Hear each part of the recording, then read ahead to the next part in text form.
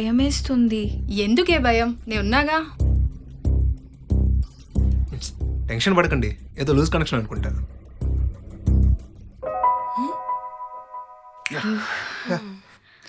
Thank God. Let's go.